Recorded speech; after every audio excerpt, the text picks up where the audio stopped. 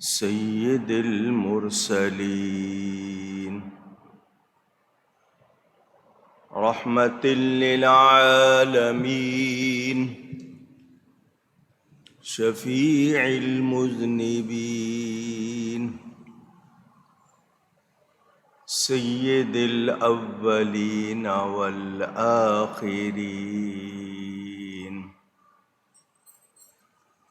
سیدنا و مولانا محمد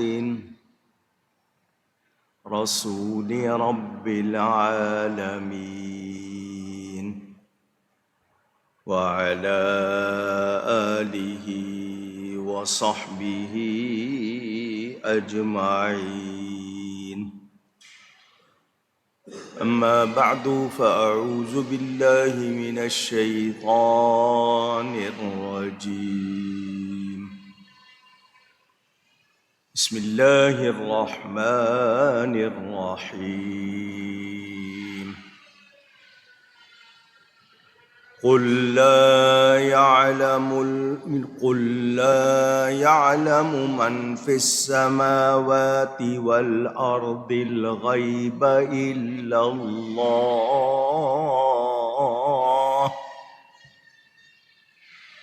وما يشعرون أيان يبعثون صدق اللہ العلی العظیم۔ محبت کے ساتھ ایک مرتبہ دروشی پڑھ لیجئے۔ اللہم صلی علی سیدنا و مولانا محمد معدن الجود والکرم وآلہ وصحبہ وبارک وسلم۔ الصلاة والسلام عليك يا رسول الله، الصلاة والسلام عليك يا حبيب الله، الصلاة والسلام عليك يا رحمة للعالمين وعلى آلك وأصحابك يا شفيع المذنبين۔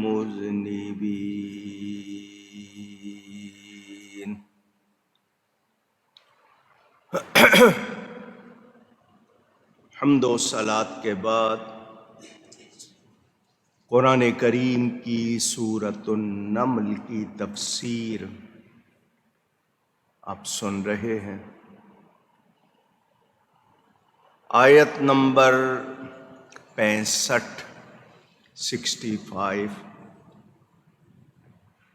اس میں غیب کا لفظ آیا تو میں نے غیب کے حوالے سے، علم غیب کے حوالے سے کچھ باتیں مختصراً عرض کی، حالانکہ اسی موضوع کو تفصیل سے بیان کروں تو بڑا وقت چاہیے۔ قرآنی آیات اور تفاسیر میں جو بیان ہوا اس میں سے کچھ آپ کو سنا چکا،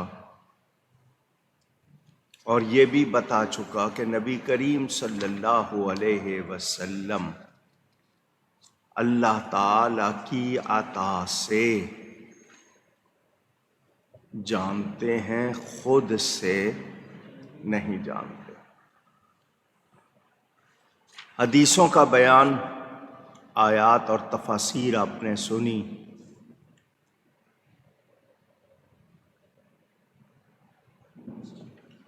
اب کچھ حدیثیں آپ کو سنا رہا ہوں۔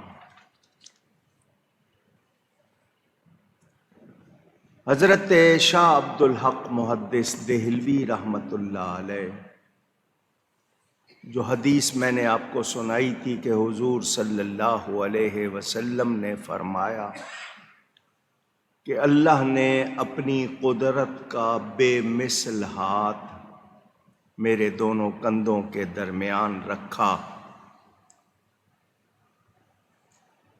تو جو کچھ آسمانوں میں تھا، زمینوں میں تھا، مجھے سب کی خبر ہو گئی، سب کو جان لیا، اور میں نے ہر چیز جو میرے لیے روشن کر دی گئی، میں نے اس کو پہچان لیا۔ شاہ صاحب فرماتے ہیں حضور صلی اللہ علیہ وسلم نے فرمایا، پس میں نے جانا جو کچھ آسمانوں میں اور زمینوں میں ہے، یہ عبارت ہے تمام علوم جزوی و کلی کے حاصل ہونے اور ان کے احاطہ کرنے کی۔ جزوی کو آپ پارشل کہتے ہیں، کلی کو کمپلیٹ کہتے ہیں، یعنی ہر چیز کی اللہ تعالیٰ نے مجھے خبر دے دی اور میں نے سب کو جان لیا۔ سیدنا فاروق اعظم رضی اللہ تعالی عنہ فرماتے ہیں، یہ خبر بھی آپ کو حدیث شریف کئی مرتبہ سننے کو ملی، قام فینا رسول اللہ صلی اللہ علیہ وسلم مقاما فاخبرنا عن بدء الخلق حتى دخل اہل الجنۃ منازلهم واہل النار منازلهم۔ فاروق اعظم فرماتے ہیں نبی کریم صلی اللہ علیہ وسلم ہمارے درمیان کھڑے ہوئے، قیام فرمایا، اور مخلوقات کی ابتدا سے لے کر جنتیوں کے جنت میں داخل ہونے اور دوزخیوں کے دوزخ میں داخل ہونے کی تمام خبریں دے دیں۔ حفظ ذالک من حفظہ ونسیہ من نسیہ، یاد رکھا جس نے یاد رکھا اور بھلا دیا جس نے بھلا دیا، مگر نبی پاک نے سب کچھ سنا دیا۔ دوسری حدیث مسلم شریف میں یہ جو پہلی سنائی یہ بخاری میں تھی، حضرت عمر بن اخطب انصاری فرماتے ہیں نبی کریم صلی اللہ علیہ وسلم نے ہمیں ہر اس چیز کی خبر دے دی جو ہو چکی اور جو قیامت تک ہونے والی تھی۔ ہم میں زیادہ علم اسے ہے جس کو زیادہ یاد رہا۔ فَأَخْبَرَنَا بِمَا كَانَ وَبِمَا هُوَ كَائِنٌ فَأَعْلَمْنَا أَحْفَظْنَا۔ حضرت حذیفہ رضی اللہ تعالی عنہ فرماتے ہیں، مسلم شریف میں حدیث موجود، حدیث کا نمبر 7263، 7263، کہ حضور صلی اللہ علیہ وسلم نے ہم میں قیام فرما کر کسی چیز کو نہ چھوڑا بلکہ قیامت تک جو ہونے والا تھا سب بیان کر دیا۔ جسے یاد رہا، جو بھول گیا بھول گیا۔ قام فینا رسول اللہ صلی اللہ علیہ وسلم مقاما ما ترک شیئا یکون فی مقامہ ذلک الی قیام الساعۃ الا حدث بہ۔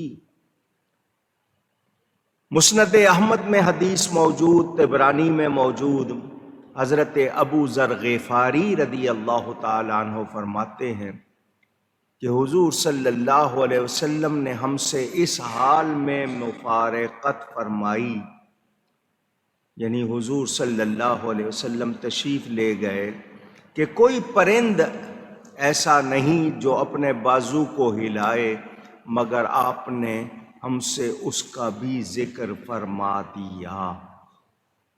یہی حضرت حذیفہ، ان سے روایت مشکات شریف میں حدیث موجود کہ حضور صلی اللہ علیہ وسلم نے کسی فتنہ چلانے والے کو دنیا کے ختم ہونے تک، کہ جن کی تعداد 300 سے زیادہ تک پہنچے گی، مگر ہمیں اس کا نام اور اس کے باپ کا نام اور اس کے قبیلے کا نام بھی بتا دیا۔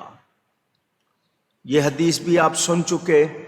حضرت ابو ہریرہ رضی اللہ تعالی عنہ فرماتے ہیں کہ ایک بھیڑیا ایک بکریاں چرانے والے کی طرف آیا اور اس نے بکریوں میں سے ایک بکری لے لی۔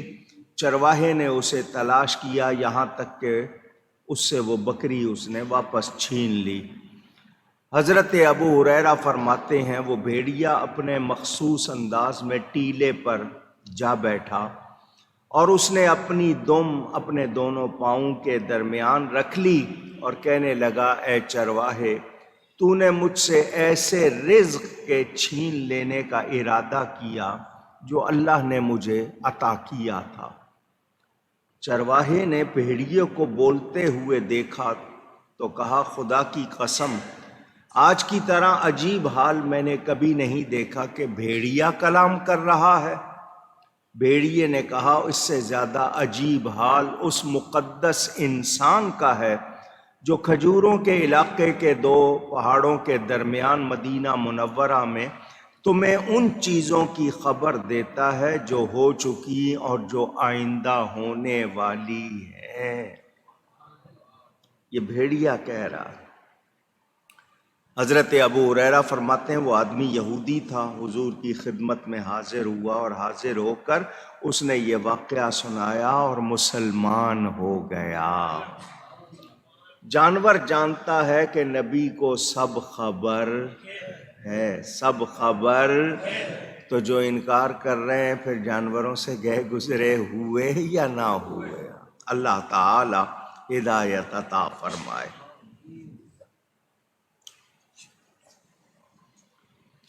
حضرت ملا علی قاری رحمت اللہ علیہ اس حدیث کی شرح میں فرماتے ہیں کہ حضور صلی اللہ علیہ وسلم نے تمہیں اگلوں کی گزری ہوئی خبریں اور تمہارے بعد دنیا و آخرت میں ہونے والی سب خبریں دے دی ہیں۔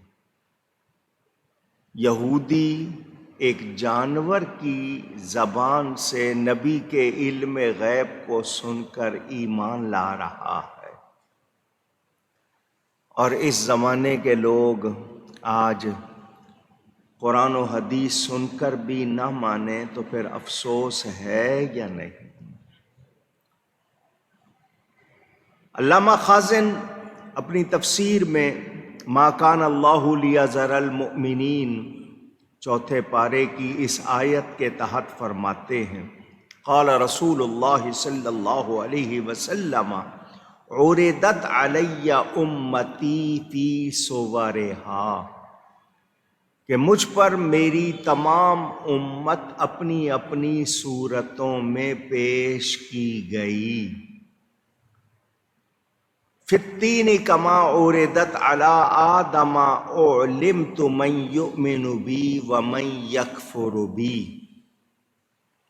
جیسا کہ آدم علیہ السلام پر پیش کی گئی تھی، اور مجھے بتا دیا گیا کہ کون مجھ پر ایمان لائے گا اور کون انکار کرے گا، ایمان نہیں لائے گا۔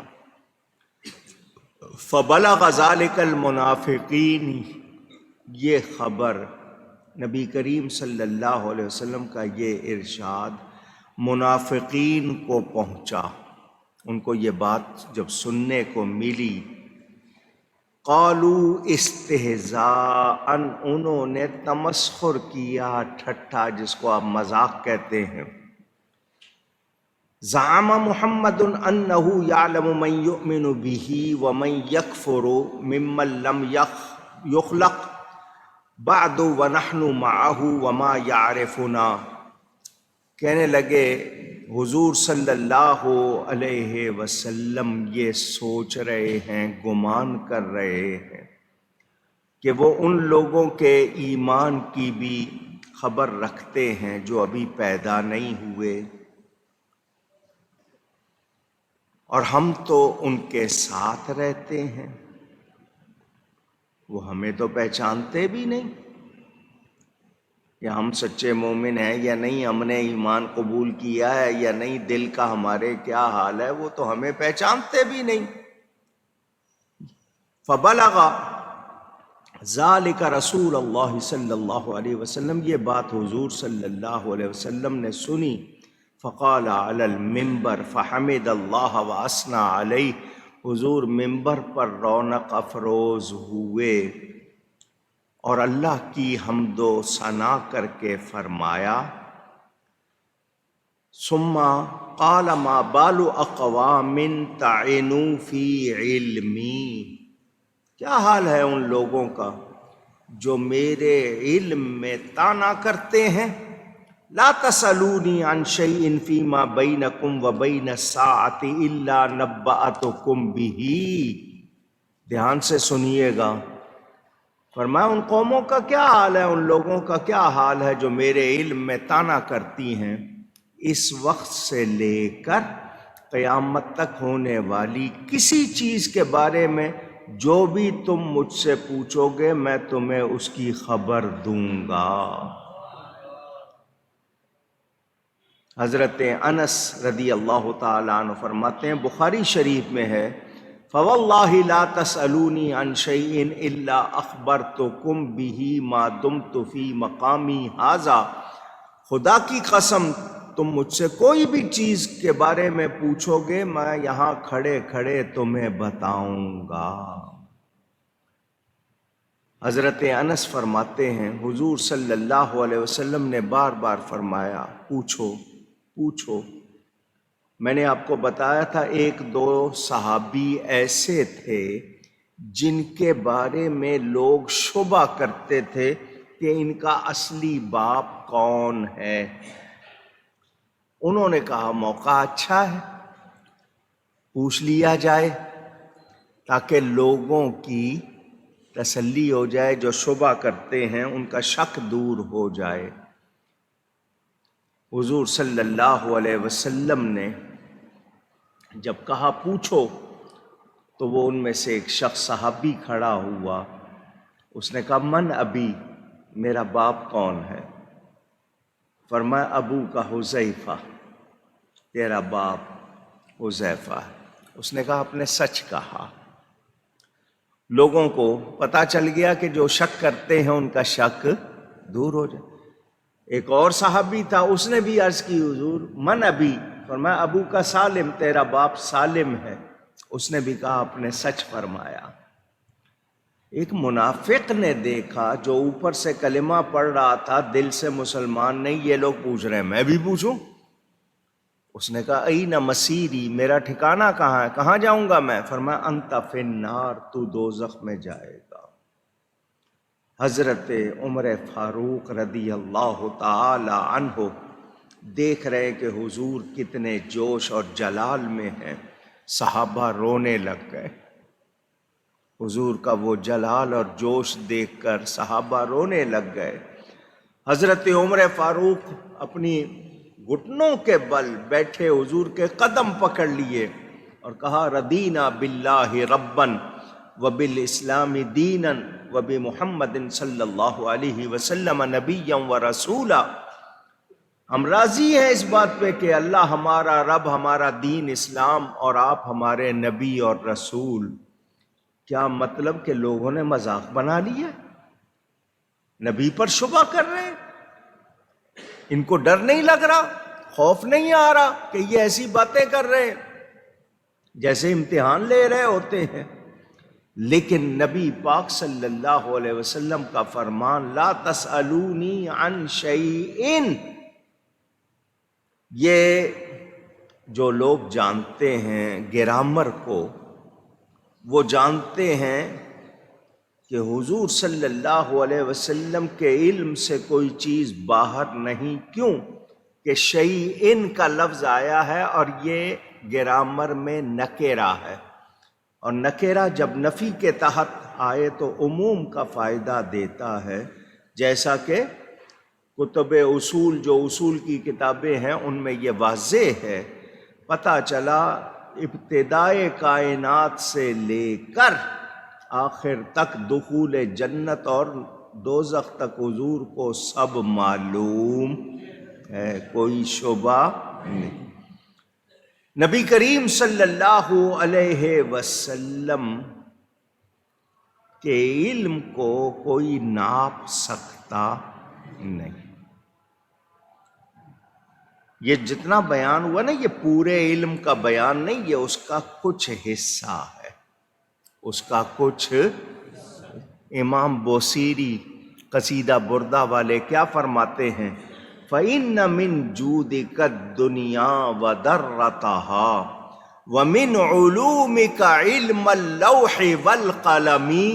یا رسول اللہ صلی اللہ علیہ وسلم، دنیا اور آخرت بے شک آپ کی بخشش میں سے ہیں، اور لوح محفوظ اور قلم کا علم آپ کے علوم میں سے ایک علم ہے۔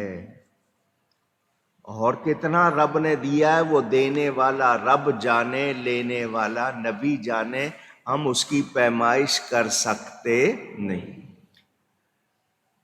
ملا علی قاری اسی کی شرح میں، قصیدہ بردہ کے شعر کی شرح میں، کہ لوح اور قلم کا علم آپ کے علم کے دریاؤں میں سے ایک نہر اور آپ کے علم کی سطروں میں سے ایک حرف ہے۔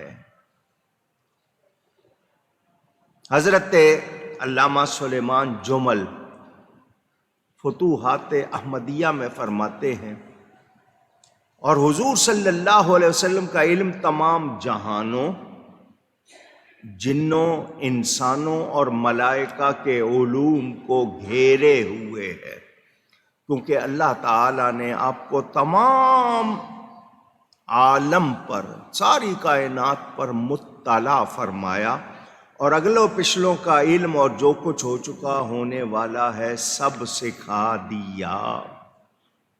علامہ خرپوتی اس شرح میں، قصیدہ بردہ کی انہوں نے شرح لکھی، وہ فرماتے ہیں، ان جمیع الانبیاء کل واحد منہم طلبوا واخذوا العلم من علمہ علیہ الصلاۃ والسلام۔ بلا شبہ تمام انبیاء کرام نے حضور صلی اللہ علیہ وسلم کے اس علم میں سے جو وسعت میں سمندر کی طرح ہے اور اس کرم میں جو تیز بارش کی طرح ہے مانگا اور لیا۔ سب نے کہاں سے لیا؟ بارگاہ مصطفیٰ سے لیا، کیونکہ آپ فیض دینے والے اور تمام انبیاء کرام فیض لینے والے ہیں۔ اللہ تعالیٰ نے سب سے پہلے آپ کی روح کو پیدا فرمایا اور اس میں تمام انبیاء اور ما کان و ما یکون کے علوم رکھے۔ آپ سنتے ہیں نا، وَعَلَّمَ آدَمَ الْأَسْمَاءَ كُلَّهَا، قرآن میں اللہ نے ہر چیز کا نام حضرت آدم کو سکھایا، تو یہ تو حضرت آدم کا علم، اور پھر 1,24,000 کم و بیش جتنے نبی، سب کو علوم، تو حضور کو اللہ نے ان کو جتنا دیا حضور کو تمام دیا۔ اب اس کی پیمائش کون کرے گا؟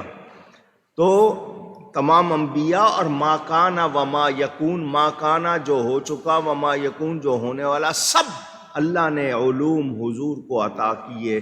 پھر ان رسولوں کو پیدا فرمایا تو انہوں نے اپنے علوم آپ سے لیے۔ امام قسطلانی فرماتے ہیں، بلا شبہ صحابہ کرام اچھی طرح جانتے تھے کہ اللہ تعالیٰ نے آپ کو غیب پر اطلاع دی ہے، علم غیب اللہ نے آپ کو عطا کیا ہے۔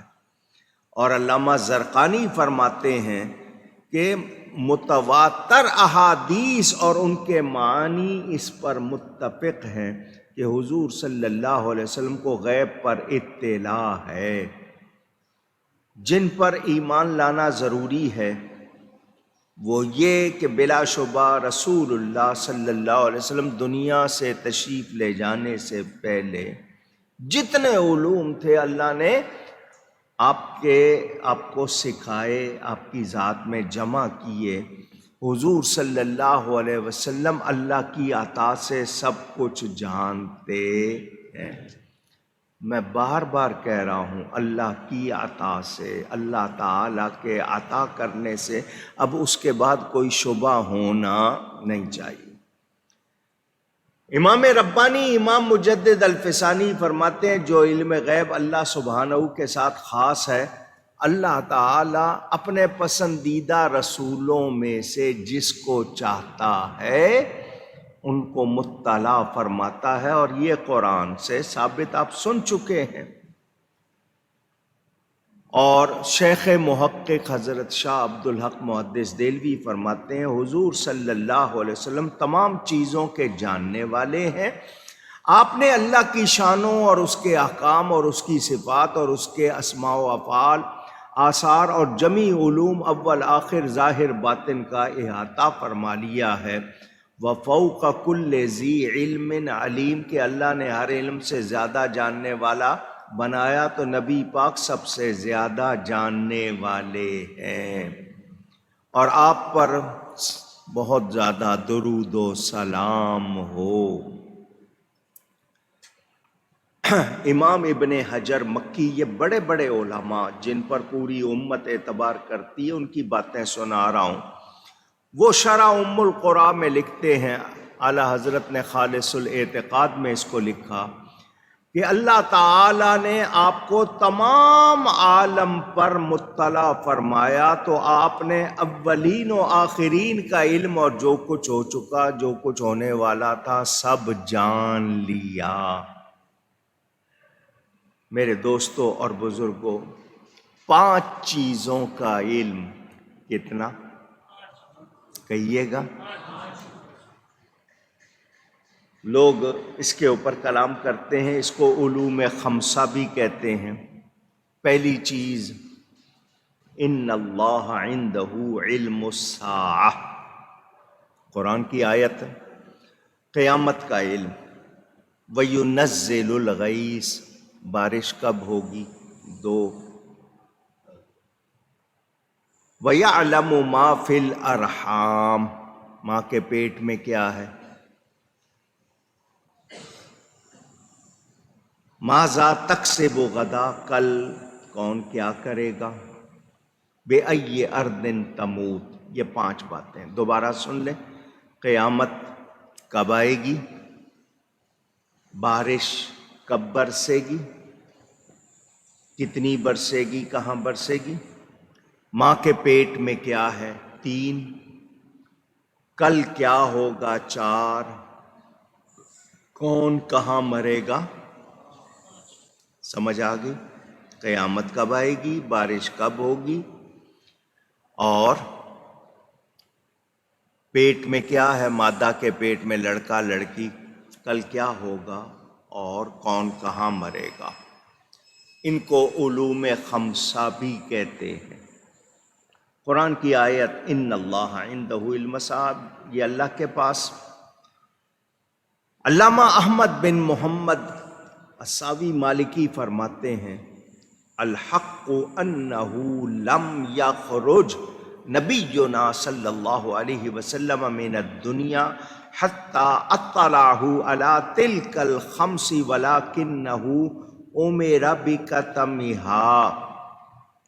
حق یہ ہے کہ ہمارے نبی پاک صلی اللہ علیہ وسلم دنیا سے تشریف نہیں لے گئے یہاں تک کہ ان 5 علوم پر بھی آپ کو مطلع کیا گیا، لیکن ان کے چھپانے کا حکم ہوا۔ علامہ احمد جیون رحمت اللہ علیہ فرماتے ہیں، اور تو یہ بھی کہہ سکتا ہے کہ ان 5 علوم کا اگرچہ اللہ کے سوا کوئی مالک نہیں، لیکن اللہ چاہے جس کو چاہے سکھا دے۔ اللہ تعالیٰ کے آخر میں جو ہے نا، ان اللہ علیم خبیر، کہ اللہ خبر دینے والا بمانے مخبر، کہ اس آیت کے آخر میں علیم کہ اللہ جاننے والا اور خبر دینے والا، تو اللہ جس کو چاہے دے دے۔ آپ روک سکتے، اعتراض کر سکتے نہیں۔ امام عبد الوہاب شعرانی یا شعرانی رحمت اللہ علیہ فرماتے ہیں، اور آپ کو کل شے کا علم دیا گیا حتیٰ کہ روح اور ان 5 غیبوں کا بھی جن کا بیان آیت ان اللہ عندہ علم الساعہ میں ہے۔ دھیان سے سننا، بدر شریف کا واقعہ سنتے ہو آپ، جنگ بدر۔ ایک دن پہلے رسول اللہ صلی اللہ علیہ وسلم نے میدان میں جا کر نشان لگائے یا نہیں کہ کون کہاں مرے گا؟ پوچھ رہا ہوں کل کیا ہوگا، کون کہاں مرے گا؟ آیت کہہ رہی ہے صرف اللہ جانتا ہے، اور میرے نبی نشان لگا رہے ہیں۔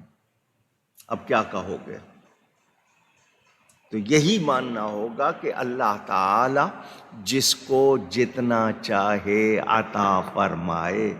تو جس کی خاطر اس نے کل کائنات بنائی، اپنے حبیب سے خود نہیں چھپایا، اور کیا چھپانا ہے؟ تو نبی پاک صلی اللہ علیہ وسلم اللہ کی عطا سے سب کچھ جانتے۔ جب میں یہ کہتا ہوں نا حضور کو سارا علم، تو یہ مخلوق کے مقابلے میں ہے، کہ مخلوق کے مقابلے میں تمام مخلوق سے زیادہ جانتے۔ حافظ الحدیث سیدی احمد مالکی اس وقت کے جو بزرگ تھے، جن کو غوث الزماں سید شریف عبدالعزیز حسنی رحمت اللہ علیہ سے وہ روایت کرتے ہیں کہ یہ پانچوں غیب جو آیت میں بیان ہوئے، ان میں سے کوئی چیز بھی حضور سے چھپی ہوئی نہیں۔ اور کیسے چھپ جائیں جبکہ آپ کی امت کے ساتوں قطب ان کو جانتے ہیں۔ جو اولیاء میں قطب ہیں وہ جانتے ہیں، حالانکہ ان کا مرتبہ غوث کے نیچے ہے، تو پھر غوث کے علم کی کیا شان؟ تو جب اولیاء کو اللہ نے اتنا عطا کیا ہے، نبیوں کو کتنا عطا کیا ہو، اور اپنے حبیب کو کتنا عطا فرمایا۔ یہ علامہ ابراہیم بیجوری وہ فرماتے ہیں نبی صلی اللہ علیہ وسلم دنیا سے تشریف لے جانے سے پہلے یہ تمام پانچوں علم جانتے تھے، کوئی شعبہ نہیں۔ حضرت سیدی عبدالعزیز دباغ، یاد ہے آپ کو یہ نام؟ پوچھ رہا ہوں، بھول گئے آپ؟ ان کا واقعہ میں نے سنایا تھا۔ یہ کپڑوں کو رنگتے تھے، رنگائی کا کام بظاہر کرتے تھے۔ بادشاہ نے معمار بلائے، مستری جن کو آپ لوگ اپنی زبان میں شاید کاریگر کہتے ہیں، مستری بلائے۔ وہ دیوار بناتے تھے مستری، بار بار وہ ٹیڑھی ہو جاتی تھی، سیدھی کھڑی کرتے تھے، اوپر جا کے دیوار۔ بادشاہ نے ان سے کہہ دیا کہ میں تمہیں آخری موقع دے رہا ہوں، ورنہ تم سب کے ہاتھ کاٹ دوں گا، تو میں سب کو مار دوں گا۔ سب ڈر گئے۔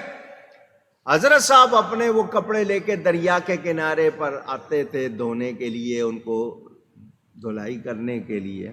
اللہ والے تھے مگر اپنا کام کرتے تھے۔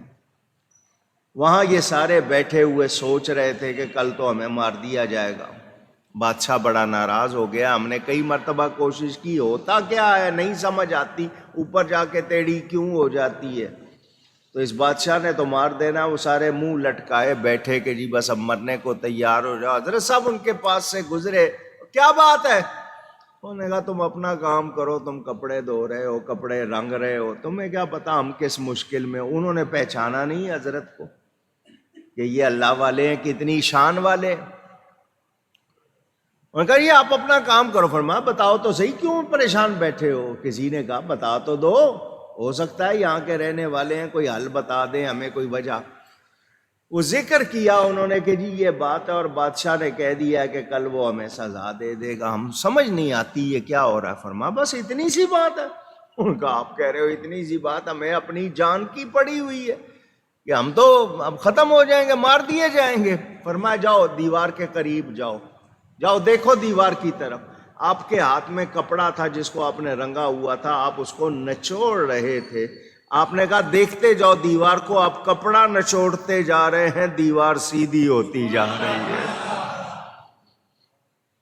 وہ سارے ہی آپ کے ہاتھ پر ایمان بھی لے آئے اور غلام بن گئے۔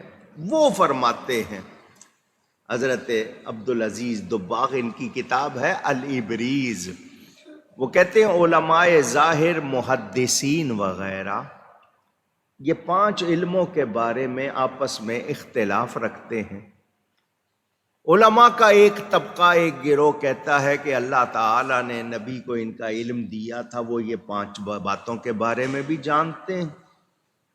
کچھ انکار کرتے ہیں۔ تو اصل معاملہ کیا ہے؟ انہوں نے کہا کہ حضور سے یہ غیب کیوں کر چھپ سکتے ہیں؟ آپ کی امت میں جو اولیاء کرام اہل تصرف ہیں، جو عالم میں روحانی طور پر تصرف کرتے ہیں، وہ تصرف نہیں کر سکتے جب تک ان کو ان 5 باتوں کا علم نہ ہو۔ یعنی ولی روحانی قوت کا اظہار کرتے ہیں، حالت بدلنے کا، وہ اس وقت تک نہیں کر سکتے جب تک یہ 5 باتیں نہ جان لیں۔ تم نبی کے بارے میں شک کر رہے ہو؟ اتنے بڑے بزرگ یہ بھی فرما رہے۔ اب کچھ لوگ باتیں کرتے ہیں، مولانا روم رحمت اللہ علیہ نے ان کو سکھایا، سنو باتوں کو سمجھا کرو، کچھ باتوں کو تم کہتے ہو اگر یوں تھا تو یہ کیسے ہو گیا۔ واقعہ آپ نے سنا ہوا ہے، مولانا روم مثنوی میں فرماتے ہیں حضور صلی اللہ علیہ وسلم چمڑے کے موزے پہنتے تھے۔ کون سے موزے؟ آج کل آپ نائلون کے، کاٹن کے، دوسرے مٹیریل کے پہنتے ہیں۔ چمڑے کے موزے پہننے کا فائدہ یہ ہے کہ آپ نے اگر صبح فجر کے بعد پہن لیے وضو کر کے، تو اب شام تک، عشاء تک آپ وضو کریں گے تو آپ کو پھر چمڑے کا موزہ اتار کے پاؤں دھونے کی ضرورت نہیں۔ مسافر کو 3 دن تک، رہنے والے کو 1 دن تک۔ اب آج کل چمڑے کے موزے کم پہنے جاتے ہیں۔ باہر کے ملکوں میں اگر کوئی سرد ملکوں میں رہے، ٹھنڈے ملک ہیں، برف باری ہے، وہ کہتے ہیں جی بار بار ہم سے جوتے اتار کے، موزے اتار کے پاؤں نہیں دھوئے جاتے، دفتروں میں ہوتے ہیں، دکانوں پہ ہوتے ہیں، وہاں اتنی سہولت نہیں ہوتی ہے، تو وہ اپنے موزوں پہ مسح کر لیتے۔ تو اس کے لیے مسئلہ بتا دوں، موزہ ایسے کپڑے کا ہو، یا تو موٹا ہو بہت، یا ایسے کپڑے کا ہو کہ پانی اگر اس پہ ڈالیں تو فوراً اس کی نمی اس کے نیچے نہ جائے، وہ نمی اتنی فوراً اس کو یعنی جلد تک نہ جائے، اتنا موٹا ہو، یا ایسا ہو کہ اس میں نمی کا اثر فوراً اندر نہ جائے، تو اس پہ مسح کر سکتے ہیں۔ لیکن یہ جو عام باریک سے موزے ہیں جن میں نمی فوراً چلی جاتی ہے، اس پر آپ مسح نہیں کر سکتے۔ یہ مسئلہ آ گیا تو اس لیے میں نے بتا دیا۔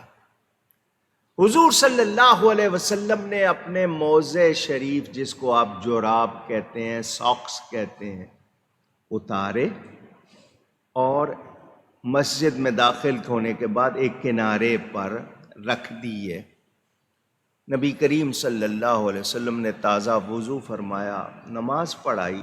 نماز پڑھا کر آپ جب باہر تشریف لائے، نماز پڑھا کر واپس نکلنے لگے اپنے موزے کی طرف، تو ایک عقاب، یہ پرندہ ہے، کچھ لوگ اس کو ایگل کہتے ہیں، کچھ فالکن کہتے ہیں، یا جو بھی ہے، عقاب، بڑی چیل سمجھ لو، وہ اڑتا ہوا آیا۔ ابھی حضور نے اپنا موزہ شریف نہیں پکڑا تھا، اس نے موزے کو جھپٹ لیا اپنے پنجے میں، اور جھپٹ کے وہ اوپر چلا گیا، اور اوپر جا کر اس نے الٹا تو اس میں سے ایک چھوٹا سانپ نکلا، موزے میں سے سانپ نکلا۔ مجھے اور آپ کو تاکید کی گئی ہے، کپڑے پہننے سے پہلے جھاڑیں، کپڑے پہننے سے پہلے، جوتا پہننے سے پہلے جھاڑیں۔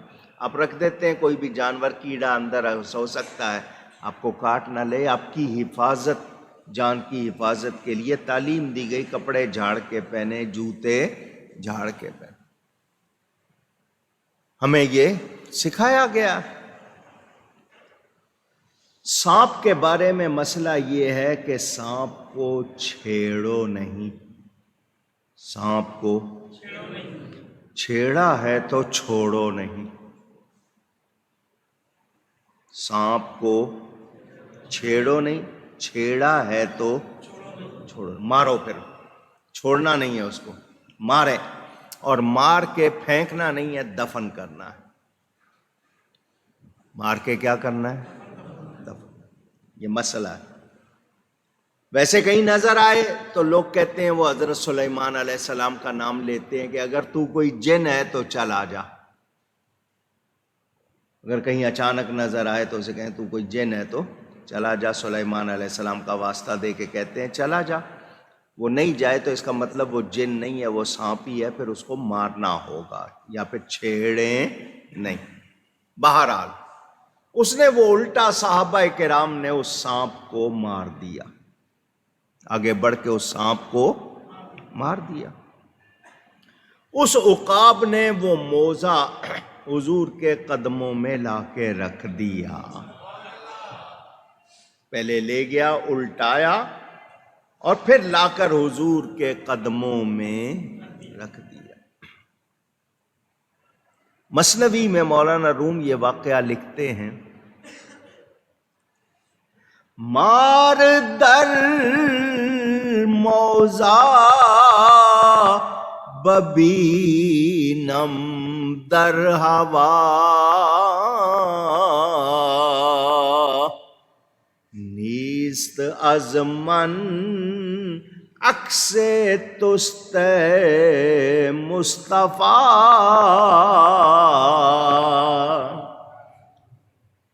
مار فارسی میں سانپ کو کہتے ہیں، مار. حضور نے فرمایا اے عقاب، تو اونچا اڑ رہا تھا، اڑتے ہوئے تجھے میرے موزے کے اندر چھپا ہوا سانپ کیسے نظر آیا؟ حضور نے عقاب سے پوچھا، کیونکہ نبی ہر ایک کی زبان جانتے ہیں، جس کے نبی ہیں سب کی زبان جانتے ہیں. اس عقاب نے جواب دیا یہ میرا کمال نہیں، نیست از من عکس تست مصطفیٰ صلی اللہ علیہ وسلم. اس نے کہا یہ میرا کمال نہیں، یہ بھی آپ کا کمال ہے.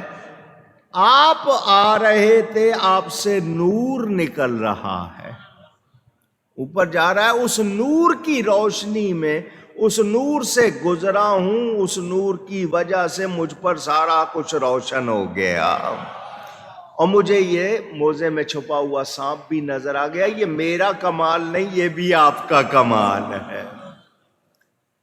چلیں جی اتنی بات. لیکن آگے سے اس عقاب نے سوال کر دیا کہ حضور میں آپ کے نور کی وجہ سے اڑتے ہوئے دیکھ رہا ہوں، آپ تو قریب تھے، آپ کی نظر کیوں نہیں پڑی؟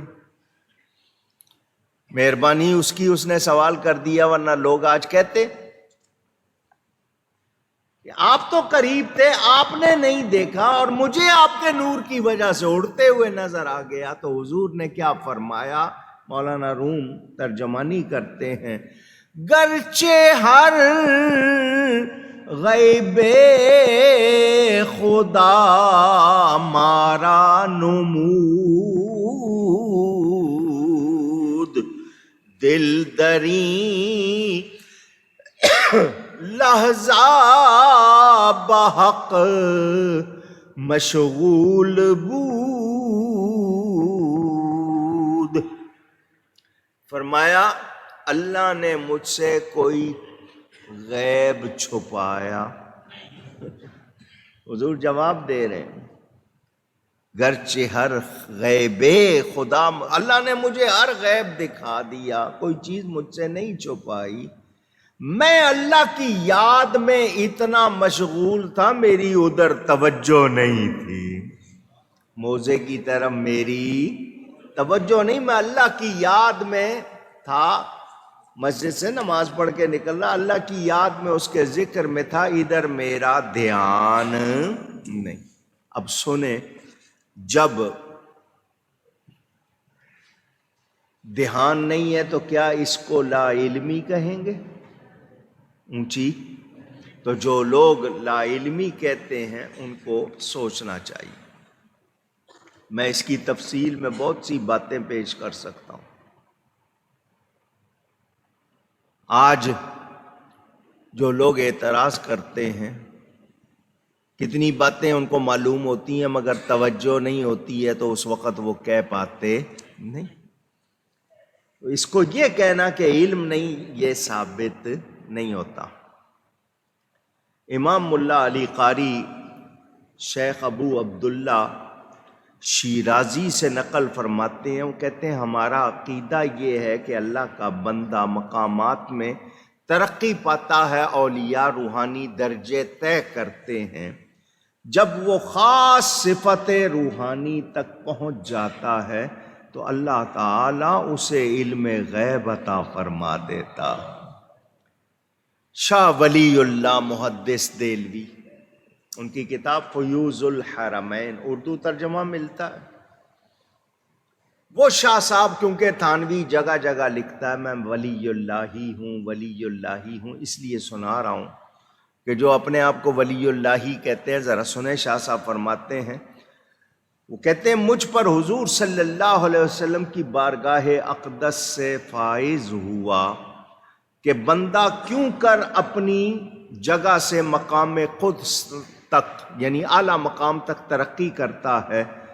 وہ کہتے ہیں کہ یہ حضور صلی اللہ علیہ وسلم سے مجھے یہ فیض ملا کہ جب بندہ ترقی کرتا ہے ہر شے اس پر روشن ہو جاتی ہے، اور یہ حضور صلی اللہ علیہ وسلم نے خبر دی معراج منامی کے حوالے سے بھی، واقعہ معراج کے حوالے سے بھی۔ اور یہی شاہ صاحب فرماتے ہیں عارف مقام حق تک کھنچ کر بارگاہ قرب میں ہوتا ہے تو ہر چیز اس پر روشن ہو جاتی ہے۔ میں اس بات کو سمجھنے کے لیے آپ کو مثال دے دوں، میرے پیر و مرشد حضرت صاحب کرما والے رحمۃ اللہ علیہ وہ فرماتے تھے جب وہ اپنے پیر صاحب حضرت شیر ربانی میاں شیر محمد صاحب شرق پوری رحمۃ اللہ علیہ کے پاس جاتے تھے، وہ کہتے تھے حضرت صاحب کے پاس بیٹھے ہوتے تھے ہمیں سارا جہان نظر آتا تھا۔ پیر صاحب کو اللہ نے وہ شان دی تھی کہ ان کی وجہ سے ہم پر سارا جہان منکشف ہو جاتا تھا۔ کیا مطلب اور آسان کر کے سمجھاؤں؟ ٹارچ ہوتی ہے آپ کے ہاتھ میں بیٹری، اب تو ٹیلی فون میں آ گئی نا، پہلے آپ الگ لے کے چلتے تھے، ٹارچ ہوتی ہے آپ کے پاس۔ جب جس کے ہاتھ میں ٹارچ ہو یا جو قریب ہو ان کو سب کچھ نظر آتا ہے اس کی روشنی میں یا نہیں؟ اونچی آتا ہے، جتنا قریب ہوگا زیادہ، نظر دور ہو جائے گا تو کم۔ تو جب جس کا وہ تو ٹارچ والا یا اس کے ساتھ والے بھی دیکھ رہے ہیں، نبی پاک اللہ کے نور ہیں، اللہ کے نور ہیں، ان کے قریب ہو جانے والوں کو جب اتنا نظر آ رہا ہے خود نبی کو کتنا نظر آئے گا۔ اور ان کی والدہ نے فرمایا جب حضور پیدا ہوئے مجھ سے نور نکلا، مجھے ملک شام کے محلات نظر آ گئے۔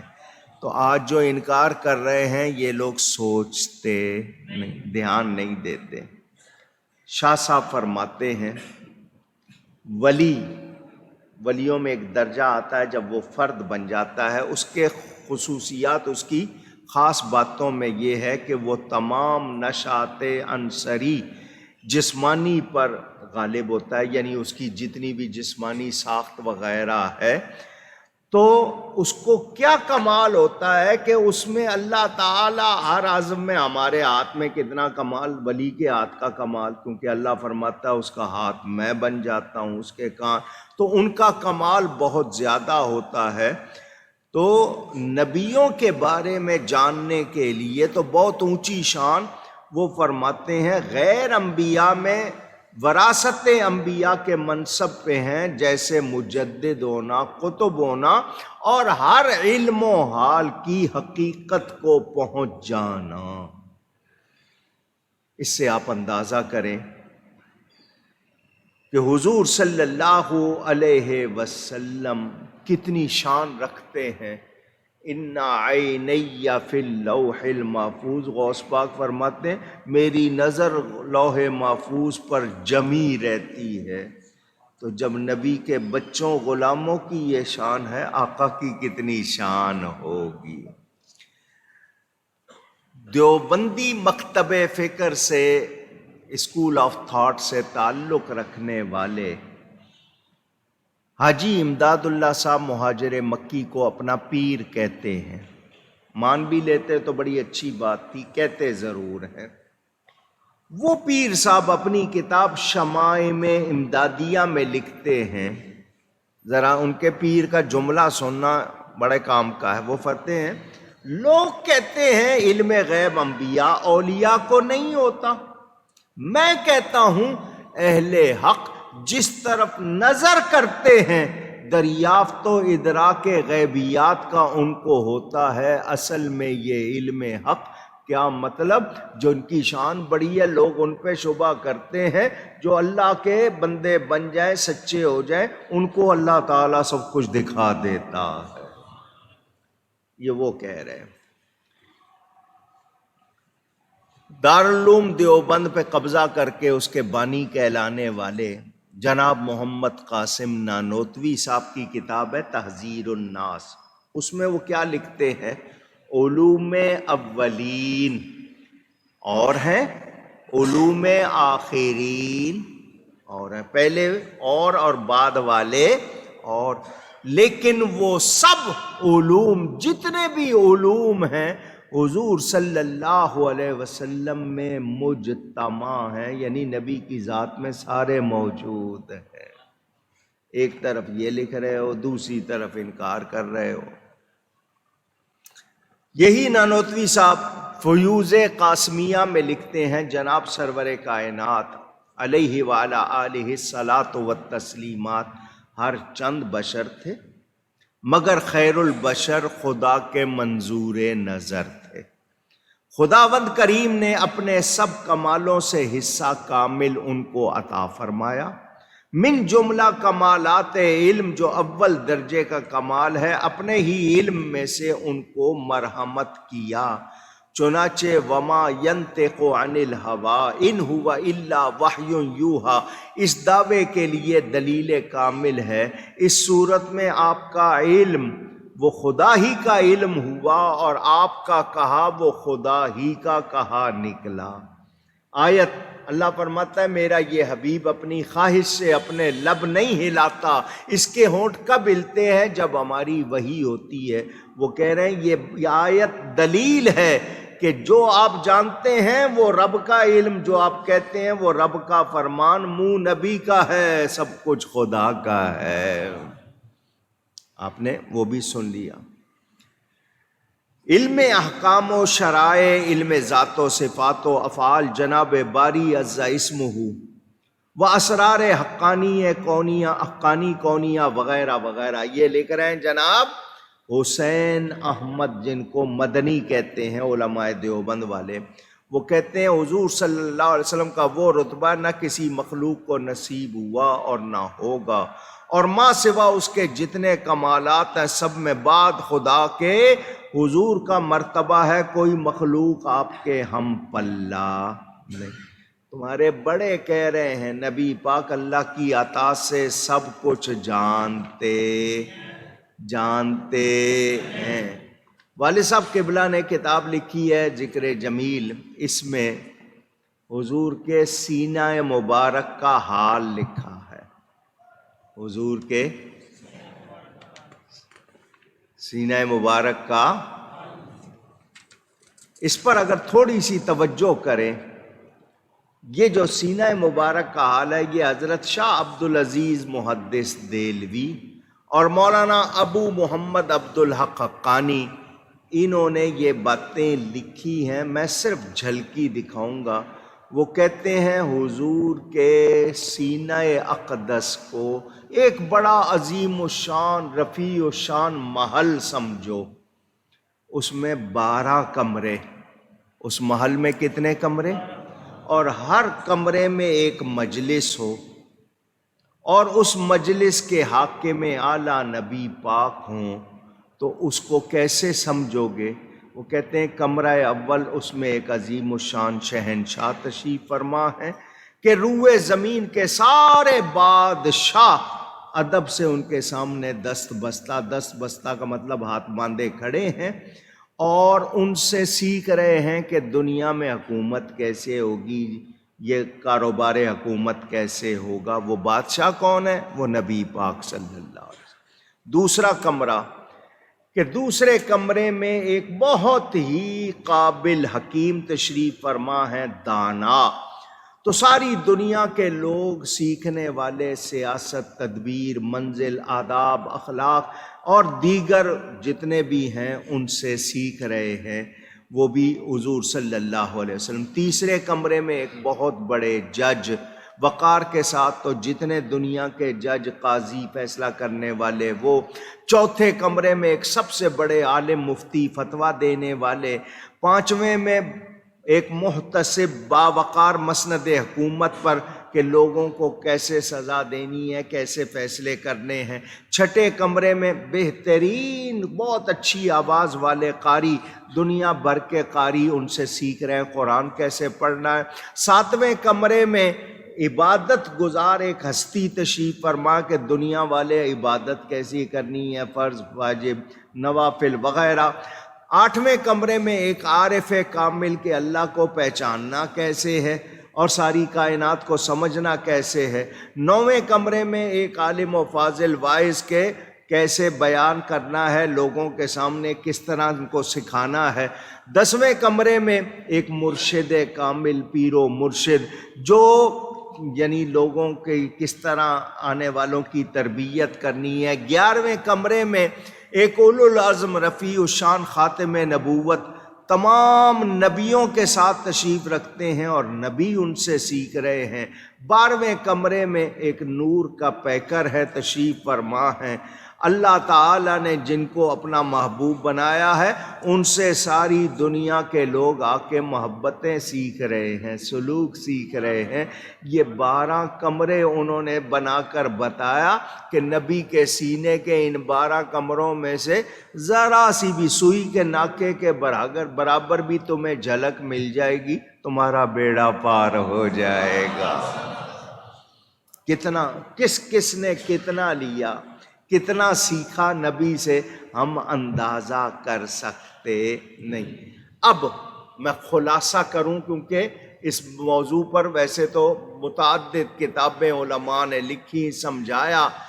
سن لیجئے، دھیان سے سن لیجئے، اللہ تعالیٰ کا ہر کمال اس کا اپنا ہے، اللہ تعالیٰ کی ہر شان اس کی اپنی ہے، اس کی ہر خوبی اس کی اپنی۔ وہ جو اس کی خوبی ہے وہ گھٹانے، بٹانے، روکنے، کم کرنے، زیادہ کرنے کسی کا قبضہ اس پر اختیار نہیں۔ اللہ کے جو کمال ہے کسی اور کے قبضے میں، اختیار میں نہیں۔ اللہ تعالیٰ نے مخلوق کو کمال دیے ہیں، وہ اللہ کے قبضہ و اختیار میں ہیں، اور کسی کے پاس خود سے کوئی کمال نہیں، جس کے پاس ہے وہ رب تعالیٰ کا دیا ہوا۔ فرق ہو گیا، سمجھ آ گیا، فرق ہو گیا، سمجھ آ گیا۔ اب اس کے بعد کوئی شک شبہ رہتا ہے؟ کیونکہ برابری تو نہیں ہو سکتی۔ رب کا اپنا کمال، اس کی اپنی شان، وہ کسی کے کنٹرول میں، قبضے میں، قدرت میں نہیں ہے، نہ ہی اس کی کوئی ابتدا، انتہا، نہ اس کا معلوم کہ کتنا ہے۔ وہ رب کا کمال، اس کی شان۔ مخلوق میں سے جس کو ملا ہے وہ رب کا دیا ہوا ہے، اس کی ابتدا انتہا بیان ہو سکتی ہے۔ اس کے بارے میں ہم کہہ سکتے ہیں کہ یہ رب کے اختیار میں، رب چاہے گا تو رہے گا، نہیں چاہے گا تو نہیں رہے۔ تو جب یہ فرق سمجھ لیے تو میں مان رہا ہوں کہ آواز اگر اچھی ہے رب نے دی ہے، چہرہ کے بناوٹ، نین نقش دیے ہیں تو رب نے دیے ہیں، مچھلی ہے سمندر میں یا پرندے ہیں، ایک پرندہ اڑتے ہوئے زمین کے اندر پانی دیکھ لیتا ہے تو یہ کمال کس نے دیا ہے؟ بندے کو عقل کس نے دی ہے جس سے اس نے اتنی چیزیں بنائیں؟ تو یہ سب مان لیتے ہیں، پھول میں کمال مان لیں گے، جڑی بوٹی میں کمال مان لیں گے، زمین کے اندر منرلز ہیں، معدنیات ہیں، کہیں ہیرے نکل رہے ہیں، کہیں سونا نکل رہا ہے، کہیں کیا نکل رہا ہے، یہ کس نے بنائے ہیں، یہ سب مان لیں گے، ان کے کمال بھی مان لیں گے، ہیرے کا یہ کمال، موتی کا یہ کمال، فلانے کا یہ کمال، تو نبی کے کمال پہ کیوں چپ ہو جاتے ہو؟ آج سائنس بتا رہی ہے کہ جناب فلاں چیز ایسی، فلاں چیز ایسی، اس کے فائدے اتنے، اس میں یہ، میں نے نادر زمین کا آپ کو بتایا تھا، پاکستان میں بھی کسی جگہ کوئی نادر زمین ہے، یہ جو آپ کی سم بنتی ہے، چپ بنتی ہے، اس سے بن رہی ہے، وہ کتنی قیمتی، اس کے لیے اگر آپ تفصیل میں جائیں، گوگل پہ پڑھیں تو آپ کو پتہ چلے۔ اب اللہ نے رکھا، کچھ لوگ پہچان رہے ہیں، فائدے اٹھا رہے ہیں، میں وہ کمال مان لوں، فلاں جڑی بوٹی میں یہ کمال، بادام میں یہ کمال، اخروٹ میں یہ کمال، پستے میں یہ کمال، اس کے یہ فائدے، اس کے یہ فائدے، سب مان لیتے ہیں، نبی ولی کی بات آئے تو انکار کیوں کرتے ہیں؟ کبھی سوچا؟ پوچھ رہا ہوں آپ کو۔ تو ہمیں یہ یاد رکھنا ہے، اللہ تعالی کمال عطا کرنے والا ہے، اور جس حبیب کی خاطر اس نے کل کائنات بنائی، ان کو سب سے زیادہ عطا فرمایا، اور جتنا ان کو عطا فرمایا اس کو ہم ناپ سکتے نہیں۔ تو ہم یہی کہیں گے کہ اللہ کی مخلوق میں میرا نبی سب سے اعلیٰ، میرا نبی علم کے حوالے سے، اخلاق کے حوالے سے، شان کے حوالے سے، ان کے لیے جو بات بھی کریں گے اس میں وہ سب سے تو اعلیٰ حضرت نے سچ ہی کہا ہے نا، سب سے اولا اعلیٰ ہمارا نبی، سب سے بالا والا ہمارا نبی صلی اللہ۔ نہیں جی فلانے کا مقام بہت اونچا، وہ بہت اونچا، وہ بہت اونچا، وہ بہت اونچا۔ میں نے آپ کو 11ویں شب میں سنایا تھا، عام ولی ہوتے ہیں، پھر خاص ولی ہوتے ہیں، اصحاب النوبہ ہوتے ہیں، پھر قطب ہیں، پھر غوث ہیں، پھر ابدال ہیں، پھر اوتاد ہیں، نجبا، نقبا، اخیار، عمد، یہ تقریباً کوئی 12-13 تو یہ درجے بیان ہو جاتے ہیں۔ اس کے بعد پھر درجہ آتا ہے صحابہ کا، پھر صحابہ میں درجات بدری والوں کا، بدر والوں سے زیادہ پھر عشرہ مبشرہ، پھر ان میں 4 صحابہ حضرت ابو بکر و عمر، عثمان و حیدر رضی اللہ عنہ، پھر درجہ شروع ہوتا ہے نبیوں کا، پھر نبیوں میں 313 رسول، پھر ان میں 5 خاص ہیں، یہ سارے درجے ملا کے تقریباً 21 کے قریب پہنچ جاتے ہیں۔ کتنے درجے؟ 1 2 3 4 5 ہیں، یہ درجے اس طرح گنے، ایک سے دوسرا افضل، دوسرے سے تیسرا، آگے اس طرح افضل، یہ کہاں تک پہنچ جاتے ہیں؟ تقریباً 21 تک۔ یہ 21 کے درجے جہاں ختم ہو جاتے ہیں وہاں سے میرے نبی کا درجہ شروع ہوتا ہے۔ اللہ سمجھ آئی ہے؟ عام ولی خاص کے برابر نہیں، خاص جو ہے وہ ان کے اگلے درجہ جو اس کے برابر نہیں، پھر قطب کے برابر نہیں، قطب غوث کے برابر نہیں، غوث سے آگے پھر جتنے درجے، یہ اتنے درجے ایک ولی دوسرے کے برابر نہیں، ہم عام ولی کے برابر نہیں، خاص کے برابر نہیں، تو نبی کے برابر کہاں سے ہو جائیں گے؟ خلق سے اولیاء، اولیاء سے رسول، اولیاء بھی جمع ولی کی، رسول جمع رسول کی، عام لوگوں سے اولیاء افضل، اولیاء سے رسول۔ خلق سے اولیاء، اولیاء سے رسول، اور رسولوں سے اعلیٰ ہمارا نبی، اور رسولوں سے اعلیٰ ہمارا نبی صلی اللہ علیہ وسلم برابری ہو سکتی؟ پہنچ سکتے؟ کس کس کو کتنا علم ہے؟ اگر اتنی بات لے کے چلوں تو میں آپ کو بتاؤں، اس وقت ہم لوگ موجود ہیں، یہ 2020 کا سال عیسوی تقویم میں اور 1442 ہے ہجری تقویم میں، 100 سال پہلے ہوئے اعلیٰ حضرت فاضل بریلوی۔ کتنا عرصہ؟ ہم آج تک ان کا علم نہیں ناپ سکے، جان نہیں سکے کہ وہ کتنا جانتے تھے۔ صرف 100 سال کی بات۔ ان کے بیٹے تھے حضرت مفتی اعظم، ان کے بیٹے تھے حضرت حجت الاسلام، ان کے آگے بیٹے حضرت مفسر اعظم مولانا ابراہیم صاحب جیلانی میاں۔ ہم آج ان لوگوں کے، میں اپنے استاد صاحب کا علم نہیں ناپ سکتا، نبی کا کہاں سے ناپوں گا؟ تو جو لوگ اعتراض کرتے ہیں وہ جانتے نہیں۔ سمجھ آئی؟ تو جان لیجئے، خلاصہ کیا میں نے یہ مخلوق کے مقابلے میں کہ نبی سب سے زیادہ جانتے۔ اللہ تعالیٰ جتنا عطا فرماتا ہے ہم اس کی پیمائش نہیں کر سکتے، لیکن قرآن حدیث سے ثابت اللہ اپنے رسولوں کو غیب کا علم عطا فرماتا ہے۔ اور آپ نے علماء کے بیان سن لیے، وہ کہتے ہیں نبیوں کی تو بڑی شان ہے، کوئی ولی نہیں ہو سکتا جب تک اس کو اللہ نہ عطا کرے۔ اب اللہ کی عطا ہے، جس کو چاہے عطا فرمائے۔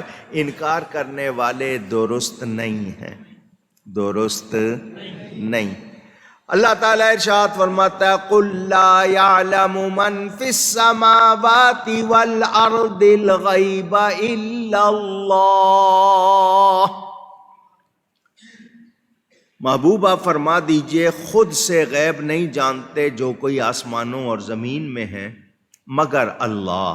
وَمَا يَشْعُرُونَ أَيَّانَ يُبْعَثُونَ، اور انہیں خبر نہیں کہ کب اٹھائے جائیں گے۔ یہ لوگ نہیں جانتے انہیں کب اٹھایا جائے گا۔ بَلِ ادَّارَكَ عِلْمُهُمْ فِي الْآخِرَةِ، کیا ان کے علم کا سلسلہ آخرت کے جاننے تک پہنچ گیا؟ بل ہم فی شک منہا، کوئی نہیں وہ اس کی طرف سے شک میں ہیں۔ بل ہم منہا عمون، بلکہ وہ اس سے اندھے ہیں۔ یہ بیان کن کا ہو رہا ہے؟ اللہ تعالیٰ کو نہیں پہچان رہے بتوں کی پوجا کرنے والوں۔ تمہیں بتایا گیا کہ یہ آسمان سے پانی کون برساتا ہے، سبزہ کون اگاتا ہے، تم لوگ یہ تمہارے بنائے ہوئے بت یہ کام کرتے ہیں، وہ بہتر ہیں یا اللہ بہتر ہے؟ سوچو۔ ان کو یہ ساری باتیں بتا کے کہ حکم حقیقی طور پر اللہ کا، شان اللہ کی، سب کچھ عبادت کے لائق صرف اور صرف کون ہے؟ اللہ۔ حقیقی طور پر اللہ تعالیٰ جانتا ہے، پھر وہ جسے بتا دے اس کے بتانے سے وہ بندہ بھی جان لیتا ہے۔ تو اللہ جس کو دے ہم مانیں گے یا نہیں؟ اب صرف علم غیب کی بات نہیں کرو تو پھر دوسری باتیں بھی کرو۔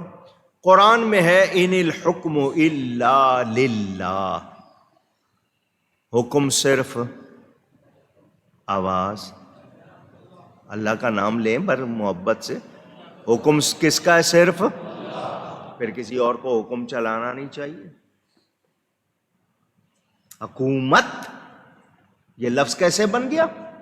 صدر صاحب کا حکم، جج صاحب کا حکم، بڑے باپ کا حکم، چھوٹے کا حکم، فلانے کا حکم، اس کا حکم، اس کا حکم۔ حکم تو اللہ کا، ان الحکم الا للہ۔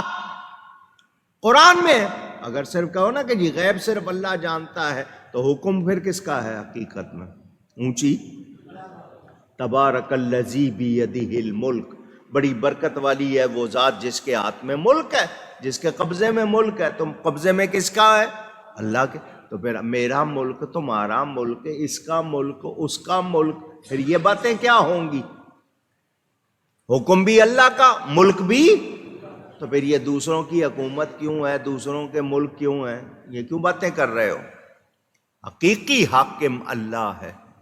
جس قرآن میں یہ ہے نا ان الحکم الا للہ، اسی قرآن میں ہے الیس اللہ باحکم الحاکمین، اسی قرآن میں وَإِذَا حَكَمْتُمْ بَيْنَ النَّاسِ أَن تَحْكُمُوا بِالْعَدْلِ، اسی قرآن میں ایک آیت کو مانو دوسری کو چھوڑ دو، یہ ماننا کہلا سکتا نہیں، پورے کو ماننا ہوگا۔ تو اب حقیقت کیا پتہ چلی؟ حقیقی طور پر حکم کس کا ہے؟ حقیقی طور پر ملک کس کا ہے؟ اللہ۔ تو اللہ نے عطا کیا یا نہیں؟ تُؤْتِي الْمُلْكَ مَن تَشَاءُ، مانتے ہو یا نہیں؟ وہ جس کو چاہے ملک عطا کر۔ جس قرآن میں یہ ہے نا کہ ملک اس کا ہے، اسی میں یہ ہے کہ وہ ملک دیتا بھی ہے جس کو چاہے۔ تو پتہ چلا اللہ کی عطا سے ماننا ہوگا۔ میرے دوستوں اور بزرگوں، اللہ کی عطا سے، اللہ کی عطا کے بغیر کوئی بات کرے تو ہم مانتے اونچی۔ مشرکین کا سوال تھا نا قیامت کب ہوگی، پوچھتے تھے کب آئے گی، آتی کیوں نہیں ہے، کب آئے گی؟ اس کا جواب دیا ان کو، کیا ان کے علم کا سلسلہ آخرت کے جاننے تک پہنچ گیا؟ یعنی کیا یہ لوگ اب قیامت کو ماننے لگ گئے؟ جو اس کی تاریخ پوچھ رہے ہیں کب آئے گی، کون سے مہینے میں، کون سی تاریخ کو آئے گی، تو ان کا یہ سوال جو ہے یہ جاننے کے لیے نہیں ہے، یہ مذاق بنا رہے ہیں، تمسخر بنا رہے ہیں، ہنسی کے لیے ہے، ان کو اصل جواب چاہیے نہیں۔ اب ہمیں کیا کرنا چاہیے؟ ہمارے لیے اس میں یہ پیغام کہ قیامت آنی ہے، وہ لوگ تو مانتے نہیں، تمہیں تو پتہ ہے، تم تیاری کیوں نہیں کرتے؟ تمہیں تیاری کرنے میں کیا دشواری ہے کہ وہ شخص جو قیامت کی تیاری نہ کرے وہ اندھے جیسا ہے، بل ہم منہا عمون۔ جو غافل ہے وہ کیا ہے؟ آنکھ والے نہیں، سمجھدار نہیں۔ سمجھدار کون؟ کہ وہ قرآن کا ذکر سن لیا تو اب وہ احتیاط کرے، اور کسی وقت بھی آ جائے گی، موت ہو جائے گی، میں نے جانا ہے، تو وہ غافل نہ رہے بلکہ کیا کرے؟ کیا کرے؟ تیاری کرے۔ تو کافر تو مانتے نہیں، آخرت کو کہتے ہیں دنیا ہی ہے، جو کچھ ہے یہی ہے، لیکن آخرت کا ایمان ہمارا تو ایمان کا حصہ ہے نا، ہم مانتے ہیں مرنے کے بعد کی زندگی، پھر اٹھائے جائیں گے، قیامت کو، جنت دوزخ کو مانتے ہیں۔ تو یہ لوگ جو مذاق کرتے ہیں کب آئے گی جی تمہاری قیامت، تو ان کو جواب دیا گیا کہ تم لوگوں کا علم وہاں تک پہنچ گیا کیا؟ تم ماننے لگ گئے ہو واقعی؟ یا تم نے تو مذاق ہی کرنا ہے نا؟ تو دوسروں کو سمجھ آ جائے کہ ہاں اگر تم لوگ واقعی مانتے ہو تو تیاری کیا کی ہے، پھر ہمیں تیاری کرنی چاہیے۔ انسان کو آپ لوگ بھی کہہ دیتے ہیں اندھے ہو کیا نظر نہیں آ رہا، اس کا یہ مطلب ہے کہ وہ دھیان کرتا نہیں۔ حالانکہ آنکھیں ہیں نا، آپ کہتے ہیں اندھے ہو کیا نظر نہیں آ رہا، کیا مطلب دھیان کیوں نہیں کرتے ہو؟ تو آپ یا میں جانتے ہیں انہوں نے تو ماننا نہیں، تو ہم تو غافل نہ ہوں، ہمیں تو احساس رہے کہ قیامت میں اللہ کی بارگاہ میں پیش ہونا ہے۔ بہت سے لوگ سورج نکلا ہوا ہے، دن چڑھا ہوا ہے، پھر بھی پوچھتے ہیں نہیں جی کیا دن ہو گیا ہے، نظر نہیں آ رہا؟ کیوں غافل ہو؟ تو ہمیں پتہ ہے، ہم دیکھ رہے ہیں آج دنیا کتنی پریشان ہے آپ کے کورونا کی وجہ سے۔ یہ تو واضح ہو گیا نا کہ یہ قدرتی آفت نہیں ہے، انسان کی سازش ہے، تقریباً واضح ہو چکا۔ اتنی بات تو بہت سے لوگوں نے کہہ دی ہے، اب انہوں نے پھر دوبارہ پھیلائی ہے، ان کا مقصد تھا شاید کوئی وہ جو بنانی تھی ویکسین، جو انہوں نے اس کی دوا بنانی تھی، اس دوا میں جو کچھ ملانا تھا لوگوں کو وہ لگانی تھی، پہنچانی تھی، جو پیسے کمانے تھے، جو لوگوں کے اندر تبدیلی لانی تھی، اب ان کے وہ مقصد پورا ہونے کا وقت آیا ہے، تو انہوں نے دوبارہ پھیلائی ہے کہ لوگ یہ نہ سمجھے ختم ہو گئی ہے، انہوں نے نہیں ضروری ہے، لہٰذا ہر شخص کو لگائیں گے، زبردستی لگائیں گے، پیسے بھی کمائیں گے، اس کی جو چیز بدلنا چاہتے ہیں وہ بھی اپنے حساب سے۔ اب مجھے یہ بتاؤ، یہ ساری سازشیں جس کو آپ کو جتنی سمجھ آ جائے آپ اس پہ بات کرتے ہیں، آپ کا ایمان ہے یا نہیں کہ قدرت جو چاہے کر دے؟ اونچی، اللہ پانسا پلٹ سکتا ہے یا نہیں؟ ان لوگوں کی تمام ساری چیزیں الٹی کر دے وہ؟ تو ہم ایمان والے ہو کر رب پر یقین نہ کریں اور ان چیزوں پہ کر لیں تو کیا ہم ایمان والے ہوئے؟ وہ انہوں نے تو ماننا نہیں ہے، ہم تو مانتے ہیں رب تعالیٰ کو، اس کی قدرت کو اور آخرت کو، جنت دوزخ کو، تو ہمارا ایمان کیسا ہونا چاہیے یہ مجھے اور آپ کو سوچنا ہے۔ میرے دوستوں اور بزرگوں، یاد رکھو، انکار کرنے والے حقیقت کا جو بھی انکار کرے وہ اس کو کوئی فائدہ نہیں ہوتا۔ ایک تو یہ کہ ایمانیات کے معاملے میں گناہگار الگ ہو رہا ہے، وبال الگ لے رہا ہے، نجات کا اپنے سامان کرنے کی بجائے اپنی تباہی کر رہا ہے، دوسروں کے لیے خرابی کا باعث بن رہا ہے۔ تو ہم اگر آپ کو آواز حق سنا رہے ہیں تو سننی چاہیے یا نہیں؟ ماننی چاہیے یا نہیں؟ پوری دنیا لگی ہوئی ہے کسی طرح مسلمانوں کے عقیدے بدل دو، مسلمانوں کے دل سے نبی کی محبت نکال دو، یہ نبی کے دیوانے کیوں ہیں، ان کی یہ دیوانگی ختم کرو، یہ نبی پر جان دینے والے ان کے جذبے ختم کرو، سارے لگے ہوئے، اور خود مسلمان بھی ایسا ہی کہنے لگ جائیں تو پھر مسلمان رہے اونچی؟ تو پھر اللہ تعالیٰ انتظام فرما دیتا ہے، اپنے بندے بھیج دیتا ہے جو آپ کو پھر احساس جگا دیتے ہیں، آپ کے اندر پھر ایمان کو تازگی مل جاتی ہے۔ اور خادم حسین رضوی یہی کہتے تھے نا، یہی کہتے تھے نا، ان کا اپنا انداز جھٹکا تھا، وہ کھری کھری، ہم ذرا تھوڑا سا دوسرے انداز میں، وہ اپنے کھلے انداز میں کہہ رہے تھے، انہوں نے کسی کی پرواہ نہیں کی، کھلم کھلا کا۔ آج آپ کو تازگی ملی نا ان کے بیان سے، اندر چیز جاگی، تو یہ قدرت کی طرف سے انتظام۔ اب ہم پھر اس کو سلا دیں، پھر اپنے جناب اندر جذبے کو ختم کر دیں، اپنی باتوں کو اسی طرح کر دیں، تو پھر ہم لوگ نقصان میں رہیں گے یا نہیں رہیں گے؟ اونچی دنیا کو بتا دو، دنیا کو کیا بتا دو؟ قوت عشق سے ہر پست کو بالا کرتے، دہر میں اسم محمد سے اجالا کرتے، صلی اللہ۔ یہ ہے چیز، آپ کے اندر نبی کا عشق اتنا آ جائے، کوئی نہیں جی ہم نہیں سننا چاہتے، ہمارے پاس لاؤ ہی نہیں بات، ہمیں پتہ ہے اس جہان میں کامیابی ملے گی، عزت ملے گی تو نبی کی محبت سے، نبی کے تعلق سے ملے گی، ان کا نام جو لے گا وہ خود اونچا ہوگا۔ یہ جذبے جگانے، آج انکار ہو رہا ہے، نہیں جی نبی یہ نہیں جانتے تھے، وہ نہیں، جو اس طرح کی باتیں کرتے ہیں وہ خود کچھ جانتے نہیں۔ وَقَالَ الَّذِينَ كَفَرُوا أَإِذَا كُنَّا تُرَابًا وَآبَاؤُنَا أَإِنَّا لَمُخْرَجُونَ۔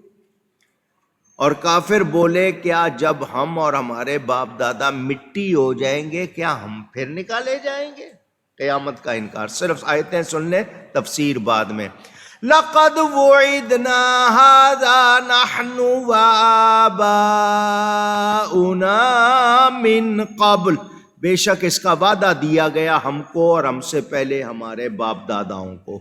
ان ھذا الا اساطیر الاولین، کہنے لگے یہ تو نہیں مگر اگلوں کی کہانی ہے، یہ پرانی کہانیاں ہیں۔ یہ وہ کہتے تھے، مذاق اڑاتے تھے۔ آج بھی جو نہیں مانتے ان کو کوئی بھلائی مل سکتی نہیں۔ اللہ ہمیں صحیح عقیدوں پر قائم رکھے، ہمارا ایمان سلامت رہے۔ گفتگو میں کوئی غلطی ہوئی ہو اللہ کی بارگاہ میں توبہ کرتا ہوں۔ وآخر دعوانا ان الحمد للہ رب العالمین۔ دنیا کو ایک مرتبہ پھر کورونا وائرس کی لہر کا سامنا ہے، دوسری لہر۔ ویکسین بنا لی روس نے بھی، برطانیہ نے بھی، چائنا نے بھی، کون سی میں کیا ہے کیا نہیں ہے اللہ جانے۔ میں اور آپ صرف اس لیے احتیاط کریں کہ ہم ان کی سازش کا شکار ماسک لگانا، گھر سے باہر نکلے ہیں ماسک لگا رہے ہیں تو کوئی برائی نہیں، حفاظت ہے۔ یہ جو کپڑے کا ماسک آپ لگا لیتے ہیں اس کو آپ دھو سکتے ہیں، کاغذ والا جو لگاتے ہیں آپ اس کو بار بار لگائیں گے تو یہ کارآمد نہیں، اس کی ایک مدت شاید 8 گھنٹے 10 گھنٹے ہوتی ہے، اس کے بعد وہ شاید کام۔ کپڑے کا اگر بنا لیں سادے کپڑے کا اس کو آپ بار بار دھو سکتے ہیں، لیکن آپ ماسک لگائیں، اس سے آپ کو 50-60% حفاظت ہوتی ہے، نمبر 1۔ نمبر 2، باہر کی چیزوں کے استعمال میں بہت احتیاط کریں۔ صاف ستھری چیزیں ہیں تو ٹھیک ہے صحیح طرح، ورنہ ان سے بھی بہت گندگی ماحول میں ہوگی، ارد گرد ہوگی، نقصان ہوگا، تو ہمیں احتیاط کرنی ہے۔ اللہ تعالیٰ اس وبا کو بنانے والے جتنے یہ لوگ ہیں جو سازشیں کر رہے ہیں، اللہ تعالیٰ ان سب سے ہم کو بچائے اور ان کو اللہ تعالیٰ بے نقاب کر دے، ننگے ہو جائیں، ان کا پتہ لگ جائے دنیا کو کہ یہ کتنے گندے ہیں جو ایسی سازشیں کر رہے ہیں۔ انسانی 15 لاکھ آدمی مار چکے، تقریباً 15 لاکھ آدمی، جو بتائے گئے جو نہیں بتائے گئے ان کا پتہ ہی کوئی نہیں ہے۔ کیا کچھ ہو رہا ہے اللہ معاف کرے، اللہ تعالی ہم سب کو بلاؤں وباؤں سے محفوظ رکھے۔ دوسری بات یہ کہ مجھے اور آپ کو کیوں نہیں سمجھ آئی کہ مر جانا ہے؟ بھئی کرونا ہو نہ ہو اس کا شک ہے، ہو یا نہ ہو، موت کا تو یقین ہے نا، کرونا کا تو شک رہے گا، موت کا سب کو پتہ ہے ہم نے مر جانا ہے، پھر ہم احتیاط کیوں نہیں کرتے، ہم کیوں نہیں وہ شخص جی میں نے 7 حج کیے ہیں جی، اچھا جی بہت اچھی بات ہے ماشاءاللہ جی، میں 5 وقت مسجد میں جا کے نمازی پڑھتا ہوں، مگر وہ بھی ناجائز منافع خوری آپ کے سامنے۔ جب ماسک شروع میں شارٹ ہو گیا تھا، 5 روپے کا ماسک 50 میں بیچا یا نہیں بیچا؟ کدھر گئے 7 مرتبہ کے حج؟ کدھر گئی اس کی 5 وقت کی نمازیں؟ ہم اپنی چیزوں سے اپنی نیکیاں ضائع کر دیتے ہیں۔ ملاوٹ کرنے والے، ذخیرہ اندوزی کرنے والے، گورنمنٹ نے بھی کیا، چینی مہنگی کر دی، سستی کر دی، پیٹرول 25 پیسے سستا کرتے ہیں، مہنگا جتنا کرنا ہوتا ہے کتنے پیسوں کے حساب سے۔ تو ہمارا اللہ اور اس کے رسول کے سوا کوئی خیر خواہ، یہ سارے لوٹنے والے ہیں، ہم ان سے اپنا تعلق صحیح رکھیں انشاءاللہ، پھر یہ ہمیں کوئی نقصان نہیں۔ جس دن آپ کے اندر ایمان پوری طرح جاگ جائے گا نا اور آپ ان کے سامنے دیوار بن جاؤ گے، یہ کچھ نہیں کر سکتے، یہ ہماری کمزوریوں سے فائدہ اٹھاتے ہیں۔ ہم کمزور ہو گئے ہیں ایمانی طور پر بھی، دوسری طور پر بھی، ہماری کمزوریاں۔ اللہ تعالی ہمیں غیرت ایمانی بھی عطا فرمائے، سمجھ بھی۔ اس ہفتے میں بھی کئی ہستیاں چلی گئیں۔ ڈاکٹر ضیاء الحق صاحب، ٹامز ریور نیو جرسی میں ایک علاقہ، وہاں رہتے تھے، اکھاڑا سے تعلق تھا، لیکن ان کو مسجد بنائی تھی، اس مسجد میں مجھے بھی بلایا تھا، کئی مرتبہ میرے پروگرام کرائے، گھریلو افراد جیسے تھے، ان کے سر میں درد ہوئی، لے گئے تو پتہ چلا کہ کوئی رگ پھٹ گئی ہے، خون پھیل گیا ہے، آپریشن کیا، آپریشن کے بعد 16 دن تک ہوش میں نہیں آئے، 2 دن پہلے ان کا انتقال ہو گیا، اللہ ان کی مغفرت فرمائے۔ سید اعزاز الدین شاہ صاحب آرام باغ میں محافل نعت منعقد کرتے تھے، والد صاحب سے بھی ملتے تھے جب چھوٹے تھے، اس کے بعد تعلق، پیر بھی کہلاتے تھے، سید بھی تھے ماشاءاللہ، بڑے اچھے سنی، ان کا بھی انتقال ہو گیا، اللہ ان کی مغفرت فرمائے۔ اس کے علاوہ ایک لائن لگی ہوئی ہے خبروں کی، میں کس کس کا نام لوں، رات کو جو پروگرام لائیو ہوتا ہے اس میں نے کچھ نام سنائے بھی تھے۔ خبریں اس طرح آ رہی ہیں لوگوں کے جانے کی کہ لگتا ہے اس سال میں، یہ پورا سال جو ہے بڑی تعداد میں لوگ چلے گئے، اللہ تعالی ان سب کی مغفرت فرمائے۔ ڈاکٹر اقبال حمید صاحب کراچی کے پرانے نعت خوان، ابتدائی دور کے نعت خوان تھے، وہ بھی انتقال کر گئے اسی ہفتے میں۔ اسی طرح میر ظفر اللہ جمالی صاحب جو سابق وزیر اعظم، پکے سنی تھے، نبی پاک صلی اللہ علیہ وسلم سے بہت محبت رکھتے تھے، اللہ والوں سے بہت تعلق تھا، وہ بھی انتقال کر گئے۔ تو جتنے بھی اہل ایمان گئے اللہ ان سب کی مغفرت فرمائے۔ کچھ نام اس وقت ذہن میں نہیں ہے، لیکن لیے جتنے بھی ہیں اللہ تعالیٰ مغفرت فرمائے۔